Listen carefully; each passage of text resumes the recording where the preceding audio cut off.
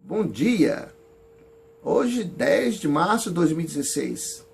A nossa nação brasileira está passando por um momento extremamente difícil nas questões morais. A saia das nações está sendo exposta e é preciso um jato, não é? Moral e de reação para que a limpeza seja completa.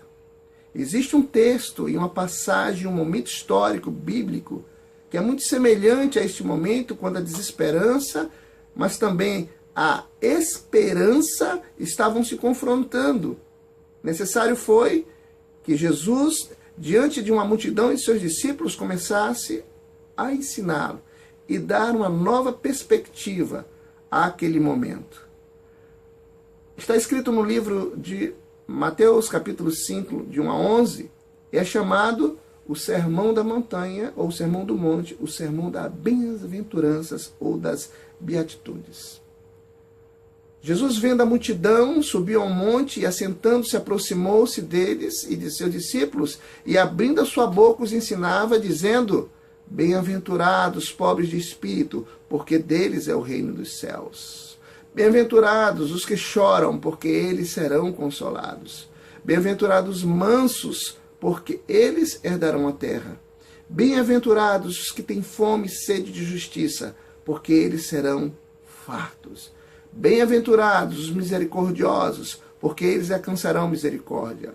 Bem-aventurados os limpos de coração, porque eles verão a Deus. Bem-aventurados os pacificadores, porque eles serão chamados filhos de Deus.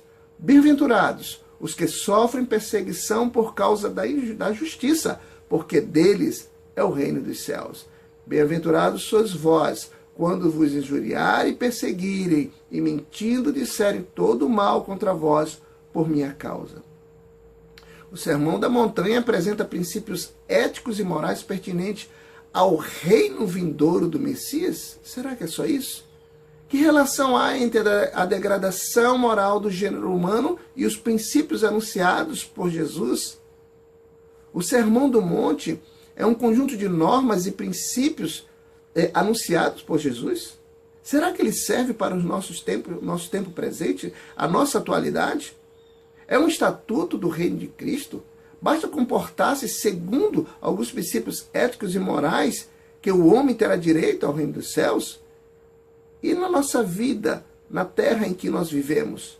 Será que essas relações e esses princípios nos ajudam a chegar e alcançar aos nossos objetivos e a ter uma boa convivência com aqueles que estão ao nosso lado e nós amamos? A Bíblia diz que, vendo Jesus as multidões, começou a ensiná-los. Na atualidade, somos testemunha de pessoas muito talentosas. Muitos são os que compõem bonitas músicas sobre felicidade, sobre amor. Muitos são também os que escrevem inspiradores poemas e versos sobre a felicidade. Entretanto, são poucos os que de fato são felizes. Por quê? Buscam a felicidade em locais e em meios errados, e aí se dão mal.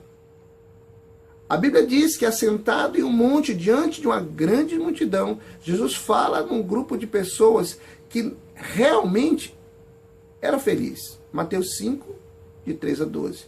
Mas quem são eles? O texto responde. Diz que eles são bem-aventurados, felizes. Diz que felizes são os pobres de espírito, os que choram, os mansos, os que têm fome de justiça, os misericordiosos, os puros de coração, os pacificadores e os perseguidos.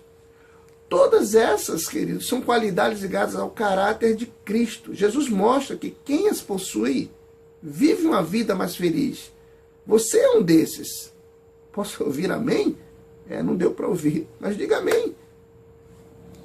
No texto, em Mateus 5, versículo 3, diz que felizes os pobres de espírito, porque deles é o reino dos céus.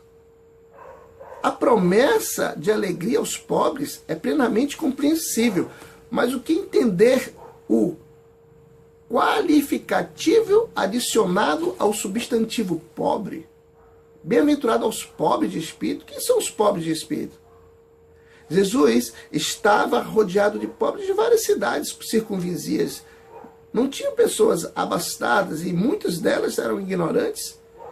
Viviam nas sinagogas e buscavam o conhecimento por meio da memorização. Os livros não eram tão fáceis e simples de se comprar como hoje nós compramos e temos acesso. Jesus teria conquistado os seus ouvintes e mais seguidores se talvez estivesse falando só para os pobres. Mas como um povo que professava a melhor religião, com princípios éticos e morais intocáveis e que se consideravam filhos de Abraão, como poderia aceitar ou reconhecer ser um pobre de espírito? Pense nisso. Reflita sobre isso. Amanhã nós vamos continuar com o sermão das Beatitudes, o sermão das Bem-aventuranças. Bem-aventurados os que choram, porque eles serão consolados. Bom estar em sua companhia. Bom dia, com o pastor Sérgio Dias.